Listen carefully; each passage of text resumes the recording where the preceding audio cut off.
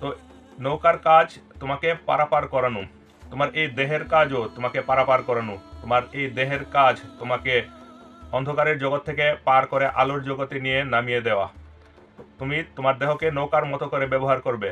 আর তোমরা নিরাপত্তা বলতে যে যে জিনিসগুলির বিধান করেছো, যে যে ছলচাতুরি এবং চালকির আশ্রয় নিয়েছো, এবং তোমরা তোমাদের সরকার থেকে শুরু করে উচ্চ মহলের লোকেরা তোমাদেরকে যেভাবে ধোকা দিচ্ছে, এই কাজগুলি সেই নৌকা কাঁধে নিয়ে হাঁটার মতোই হচ্ছে। তুমি কাকে নিরাপত্তা দিচ্ছ? তুমি কার কল্যাণ সাধন করছো? তোমার এই দেহর নিরাপত্তার জন্যই তুমি সবকিছু করছো। তুমি অর্থ জমা করছো এবং নিরাপত্তার নামে যে যে ব্যবস্থাগুলি করেছো সবগুলি তোমার এই দেহকে কেন্দ্র করে।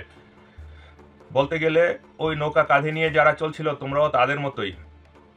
কিন্তু নৌকা কাঁধে নিয়ে চলা যাবে না, এই দেহ একদিন চলে যাবে এবং তোমাকেও এই দেহ ছেড়ে যেতে হবে। তোমার লক্ষ্য অন্য জায়গায়, এই দেহতে তোমার কোনো লক্ষ্য নয়।